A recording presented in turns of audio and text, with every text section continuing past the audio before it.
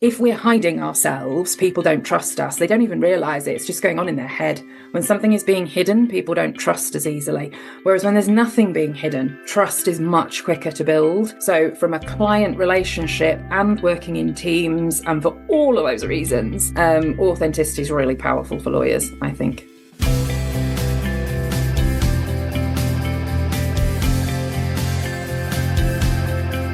Hello everyone, and welcome to the Student Lawyer podcast series. Whether you're at school, sixth form, university, thinking about a career in law, or exploring law careers, you're in the right place. We are the one-stop shop for student lawyers. If you'd like to join the Student Lawyer as a writer, please email hello@thestudentlawyer.com.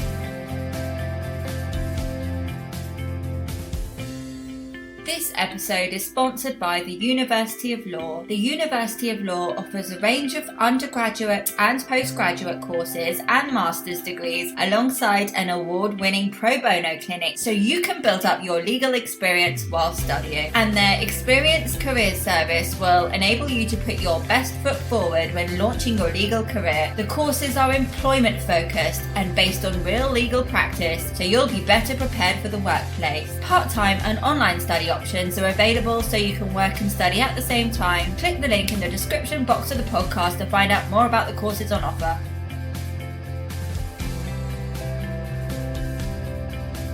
Welcome to the Student Lawyer podcast series. My name's Camilla. I'm a trainee solicitor and I'm going to be your host for today. In today's episode, I'm joined by Hannah Beko, author of the best-selling book, The Authentic Lawyer. As well as being a best-selling author, Hannah is a commercial property lawyer with 17 years experience. She's also a legal business owners coach, trainer, podcast host, keynote speaker on leadership, authenticity, mental health and wellbeing in the legal profession. Hannah is also co-author of Future-Proof Your Legal Career, 10 Core Areas of Professional Development, and head of mission at Legal Studio, which is a role that enables Hannah to help change the culture in law so that stress, anxiety and burnout are no longer normalised in the legal profession. And Hannah is joining us on the podcast today to discuss that very topic. So without further ado, let's welcome Hannah onto the show. You're so welcome. I'm really looking forward to it. Me too. Really can't wait to find out all about your career and more about the Authentic Lawyer. So let's get into it. I wonder if you could start off by giving us an overview of your career history. Yes. So I am one of those, I don't know if it's rare or not rare. I was 13 when I decided I wanted to be a lawyer. So I did one of those polls at school and they spit out what you could do. And I think mine was a doctor, a politician and a something else that I can't remember. And I said, no, I don't want to do any of those things. I want to be a lawyer because I want to have a briefcase, a desk and a computer. And that's it really. Girl's dream. No. Then I went to university, did law straight away. I found myself actually swept along by my friends. I had no idea that you should be should be. Some people apply for training contracts sort of second year of university. I just saw my friends doing that and so followed suit. And that's how I got my training contract. And I trained with Beechcroft Wandsboroughs, as was at the time, is now Beechcroft, DAC Beechcroft, where my husband was for a few years. So yes, that's where I trained. I moved across to Eversheds to do property, which I did for about 5 years with Eversheds until I started my family. So when I had my first son, I then became self-employed as a property lawyer. I've done that since 2012. And then in 2016, I started my second business, which was training and coaching lawyers. So interesting. Such a varied career history. I really, really, really think that's incredible. And so why did you set up your business Authentically Speaking? And please, could you provide some insight into what Authentically Speaking is and who you help? So why did I set it up? Because when I needed help for chronic stress and almost burnout, there wasn't anything within the law. I had to go sort of outside law to other business women, other business owners to find out how did they manage to run businesses without working all these hours and, all the stress and everything that comes with it. So I went through that process, that journey, and as part of that, decided to train as a coach, just for fun, really, because I really enjoyed the whole coaching process and mentoring process. And then once I trained and actually had to have a few clients to get through the training process, and a couple of them were lawyers, I thought, actually, this is really quite A, good fun, and B, these people are saying I'm changing their life. So why not actually do something with it? So it wasn't initially planned when I went on my journey of getting coaching and mentoring. But as I went through it, I realized that actually I had a bit of a talent for it, and it was very much needed in the profession. So that's why I started it. I remember my business mentor at the time telling me that there's no way lawyers would ever buy support for stress. So that was 2016. And now things are very, very different. The first few years of it, yes, it was very difficult to talk to lawyers about stress. But now, as we all know, it's a huge topic that people aren't pretending about anymore. And so the title Authentically Speaking came about because when I was going through this process of working out whether I wanted to and could still be a lawyer, I then had to look at what else I could do, which then involved looking at who I was. And a great coach said to me, what was your 6-year-old self like? Because it's this idea that before the world starts to impact us, that's who we really are. Bar, a few things that might happen to people in childhood. But generally speaking, we are that sort of natural person who's not influenced by judgment and criticism. You'll often see little children who'll just jump up and do their dance or do their performance, and they're not worried about what other people think. And then it's only when you get a bit older that you start to worry about what people think. And that's what happened to me. I got bullied for my accent because I lived in the north, but I'd been born in the south with a Cambridge accent, and living in the north, they didn't like that. So going through all those changes and realizing that I'd sort of lost who I was brought me back to this person who actually did love to speak and teach people and train people and do all these sorts of things that I'd loved to do when I was younger. So Authentically Speaking is about my journey to become who I am more authentically. And it was always about speaking, because it was speaking and training and things. But also it's about helping those other people who want to find who they really are, and I think this goes to your question of who do I work with. It is predominantly lawyers, because I love lawyers. I am one. I'm married to one. All my friends are lawyers. I've spent 20 years working with lawyers, and they need help from, I think, someone who understands them, because it's very difficult for lawyers to sometimes take advice from anyone who they see as doesn't understand the true challenges that we have and we face in our work. And I do understand them because I have them and I've had them, and I co-own a law firm now. So, I'm very much in the everyday of what lawyers face. And so, yes, that's who I help. People who know there could be an easier and a better life. There could be less stress. They could be better at what they do, but with less hard work.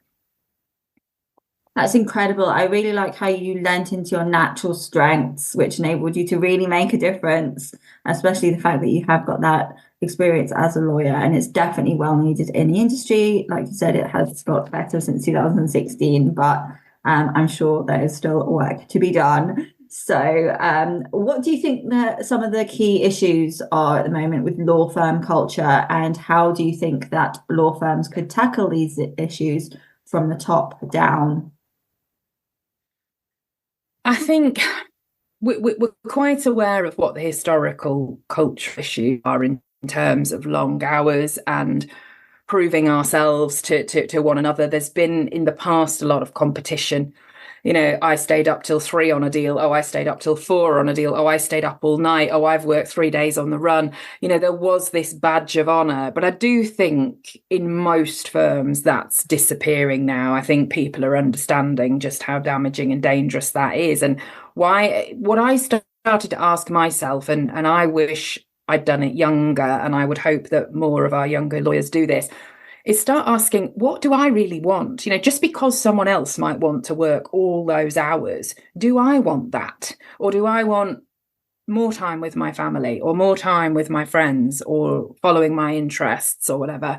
I think the problem with the culture is that we can get on a conveyor belt and we never stop to look if we're on the right track and we're going in the right direction. We're just following everyone else. until something happens, usually quite major, we don't stop to look. And I think that's the problem with the culture, that we've all just been very led in one direction and never stopped to think about what we as individuals really want. And in terms of how firms can manage this top down, I think it has to be role modeled from the top. So it's no good firms saying, oh, we have a good work-life balance culture. You know, we don't expect people to work past 5:30, 6:30, whatever it is, different in different firms.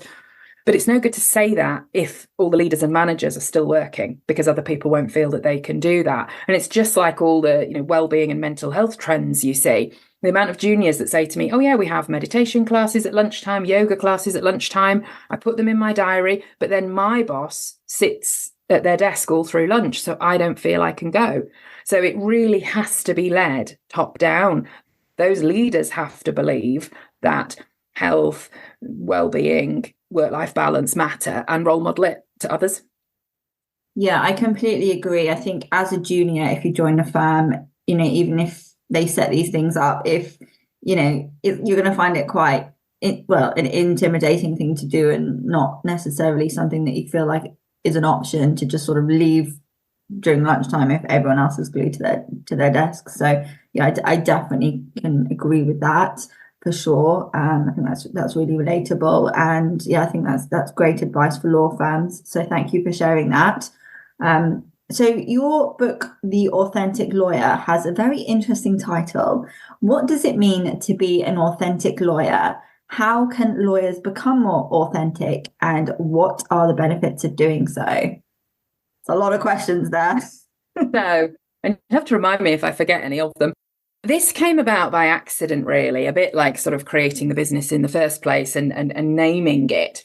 The book wasn't named until much later, although the concept of it was always there. So the concept of it came one day, and I still remember it, when I was driving down the road near my house into my lovely village, having a panic attack while I was driving. And at the part of chronic stress, that's one of my symptoms. And I remember going through that and thinking, I'm going to write about this one day. I'm going to help other people with this one day. And that's how I got through it, was I am going to get through this, and then I'm going to write about it. So that was sort of when the idea of the book was born. And then all the pieces that helped me move from chronic stress to, one business, 2 children, chronic stress, to 3 businesses, 3 children, and not chronic stress. It helped me move through that, and I put everything into the book. But in doing that, the journey I went on, I realized, again, by accident, but what had happened is I looked at what I was good at, who I really was, and brought more of that. And then that brought me more success more easily, etc., etc. And so that's what the message of the book is, really, is how do we go back to who we truly are, or discover or think about or uncover who we really are. Now, why does it matter, and why is it good for lawyers? First of all, it matters for mental health and stress levels, because trying to be somebody else is inherently stressful.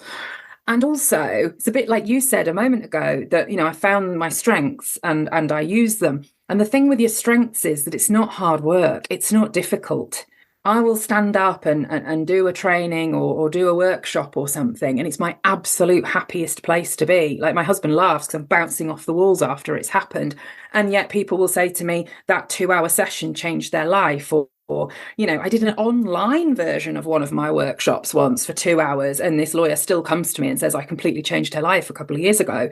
And so for me, that is a gift that I want to use, and it's easy for me to use. And that's the point with finding who we are authentically.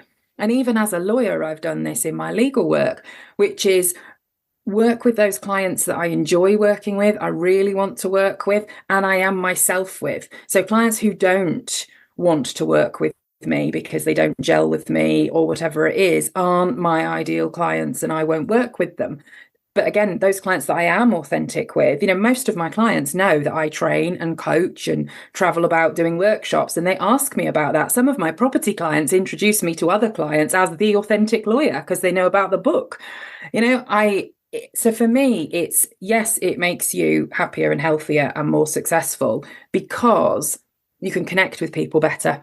I really believe that whether it's colleagues at work, whether it's clients, whether it's in networking events, business development, if we're hiding ourselves, people don't trust us. They don't even realize it. It's just going on in their head. When something is being hidden, people don't trust as easily. Whereas when there's nothing being hidden, trust is much quicker to build. So from a client relationship and working in teams, and for all of those reasons, authenticity is really powerful for lawyers, I think. That's incredible. I didn't think of it like that. But yeah, from a trust perspective, that's just absolutely, revolutionary, really. I mean, it's so important. But yeah, in terms of when you were talking about how you thrive on, speaking and coaching, you obviously thrive off that, but some people might not. So I think it is so important to get to know your strengths. So I think that's great advice. And I haven't finished reading the book yet, but from what I've seen so far, it is packed with actionable tips and guidance. So I can't wait to start implementing some of that. And if the listeners haven't yet checked out your book, I will definitely leave a link to it in the description box of the podcast. So listeners, you can go and check it out if you like. I'd like to take a moment to speak about the University of Law, which is the university I decided to study my LPC at. The University of Law is the sponsor of this podcast and makes it possible for us to continue bringing these episodes to you. So we really appreciate you supporting us by supporting our sponsors. What really sets the University of Law apart from other universities is its belief in training students for the real world from the moment they accept a place. The University of Law's experienced career service and award-winning pro bono clinics offer students the chance to get real-life legal experience which can boost employability. They offer a range of undergraduate and postgraduate legal training and master's degrees designed by qualified experts to help students excel at any stage of their career. Their courses are employment-focused, honing key skills in a teaching environment based on real legal practice. Part-time and online study options are also available on many of their courses to help students work and study at the same time. If you'd like to find out more about the courses on offer, please click the link in the description box of the podcast. So what are some of the traits and habits that lawyers need to work on tend to need to work on, and why? So there's the common ones that, again, weren't necessarily talked about a few years ago, but they're quite commonly talked about now. So you've got the overachiever, you've got the people pleaser, you've got the yes person. We tend to be all of those things. And the problem is that law firms hire for them. People are promoted because of those things. So it almost reinforces that you should always be saying yes, you should always be going the extra mile. All of those things which are and can be so detrimental to ourselves if not in check. So those are a lot of the traits. And I give this a lot of thought, and especially at the moment, I could probably sum up what I think our biggest problem is, or maybe they're linked, maybe they're the same thing.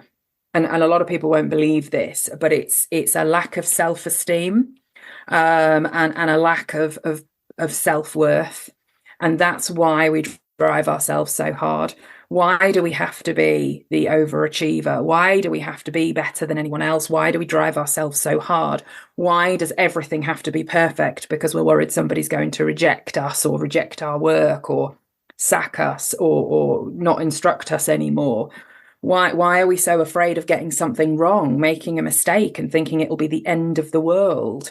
And we do. Our minds go to this place that all of these things are the end of the world, and they're not. When you take a step back, when you can see it from an outsider's perspective, it's not at all. So this for me is the biggest problem that I try and work with people on is their self-esteem and their self-worth, because they'll make better decisions. Yeah, that's really interesting. I was nodding along as you said that, as I can completely relate. Perhaps it's something to do with the fact that, I suppose it's in many professions really, but we have to go to university and then law school and then training contracts. It's like we're constantly being not judged, but marked, I suppose, against something. So I think perhaps that's got something to do with it. But yeah, I can definitely relate. And I know that you help lawyers to reduce procrastination as well. What actually causes procrastination, and what are your top tips for beating this? Asking for a friend. This is such a brilliant question. I love this. I may have to do an article or something about this separately because it's so good. A coach friend of mine once, we were running a training together, and she came out with this, and it was so simple but brilliant. She said, procrastination is a symptom of stress. And I was like, yes, of course it is. Of course it is. So a lot of people say, oh, I procrastinate and I do training on it. And I would say to people, I know exactly what I procrastinate. I run as a property lawyer, it's replies to inquiries. I love the beginning of a matter. Like I love the first draft of the lease and whatever. But by the time I've sent it out and someone comes back with questions, I'm not interested anymore. So I will sit and procrastinate over those. So I have developed some strategies, and that will be, and I always say to people, notice what it is you procrastinate over. And that's always half the battle. Realization's half the battle. Taking action is the second half. But even realizing it, then you can come up with a bit of a plan, which for me is either, okay, I know I've got those replies to deal with, so I'll do it at my higher energy time of the day, which for me is the morning. Or if my assistant can deal with loads of it, I'll get it flicked straight on to her so she can start dealing with it, and then I'll pick up the bits I need. So one tip for dealing with procrastination is to start the task, because often when we see tasks as really, really big, we put off starting them. So if we can start it by even saying, right, I'm going to need that information, I'm going to send it to that person to get that information, it starts the ball rolling, which then makes it easier to take the next action. Taking the first action is always the hardest bit. It's like if you sat down to draft anything, the book was one thing, but whether you're drafting, I don't know, a letter, a contract, a report, an article, the first bit is always the hardest. Once you've got started, it's always easier to go back and continue. So that's one tip is what is it that you do procrastinate over? Notice it and have a plan for how you're going to tackle it. Maybe you put it into your highest energy time of the day, and maybe you just do one small step to get it started and diarize the rest.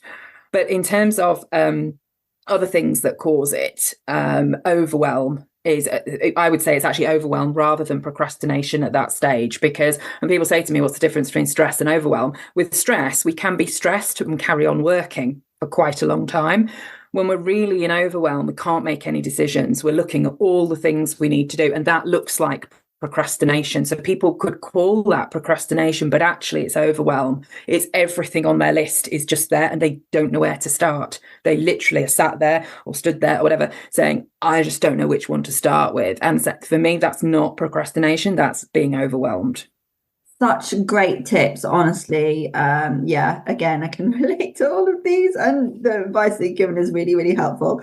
I can definitely relate to the overwhelm one. Sometimes I just look at my to-do list and think, not sure where to start, and then it kind of makes me a bit paralyzed for a minute. But then I think if I kind of go away and just breathe and just take a break and then come back to it, sometimes it's clearer. And then sometimes in the morning as well, things are a bit clearer. So I guess that means, when the stress levels have reduced slightly. I can definitely relate to that. And how can lawyers maintain a work-life balance? And do you think it's actually possible in this profession, or, is it just a hopeless task? This is another one. Could just do. Okay. Is it possible? Yes, it is. But I think it's about thinking about it differently. So when I first started my family, and it's the reason I left big law and ended up working for myself, is because I thought balance looked like the scales balancing, 3 or 4 days a week with my son and 3 days a week working. I thought that was the definition of balance. And if I couldn't get it, I was leaving. What I've learned since then, because since I've had my own businesses, I've worked way longer hours than I ever did in practice. What I've learned since then is that balance to me is not about the scales being the same. The scales will always move up and down. Some days work or career will be taking priority. Other days, family or health or hobbies or interests or whatever are going to take priority. And balance for me is about being okay with that shifting. And making sure that it never ends up one too much. If something, if you've been working the extremely long hours for 2 or 3 months, then that's not balance. That's become the new normal. Whereas to work extremely long hours for a week or two might be perfectly doable. So I think I often say to people, lawyers see things in very black and white, whereas grey exists. And I think for work-life balance, that's what it's about. It's about looking at your whole work-life balance, is not just on a day-to-day basis, but on maybe a weekly or monthly or whatever basis. Are you generally happy with how much time you're spending on your work or your career and how much time you're spending in other areas of your life? And that will change. Will change as we go through our lives and careers and depending on what stage we're at. Lovely. Thank you for your insights into that. And what is one piece of advice that you wish you could give yourself at the beginning of your career? This is really hard for me because I look back and think, what would I have changed? But if I changed it, would I be where I am now? And I wouldn't want to change that. You know, if I had learned stress management techniques sooner, would I have gone on to do all this wonderful work that I have? So it is very difficult to know. I think I would probably tell myself that I shouldn't give myself such a hard time. But no, do you know what? Do you know, here's one. I would network earlier. I love networking and business development, which for me is just making new friends, going for coffees, chatting with people, talking, you know, like we are now. I love that. And I wish I'd learnt that earlier and implemented it earlier. So for any of our younger people listening here, it's not big and scary. It's just meeting people. It's just chatting, and do it as soon as you can, because you'll see a massive, it'll be a massive boost for your career. Fantastic advice. Thank you so much, Hannah. And where can listeners connect with you and read more about just connect with you generally?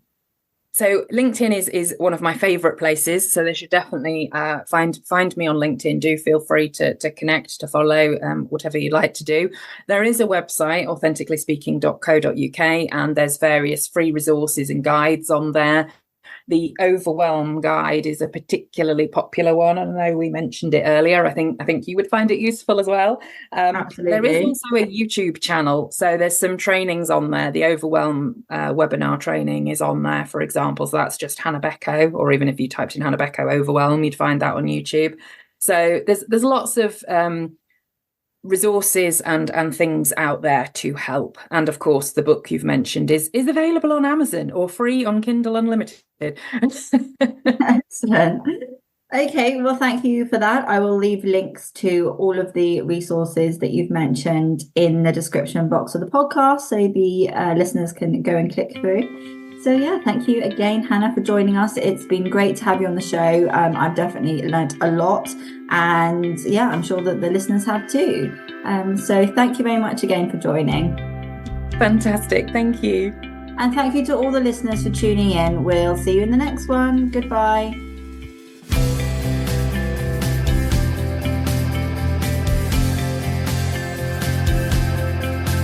To hear more of the Student Lawyers podcast, hit the subscribe button and leave us a star rating and review. If you would like to join The Student Lawyer as a writer, please email hello@thestudentlawyer.com.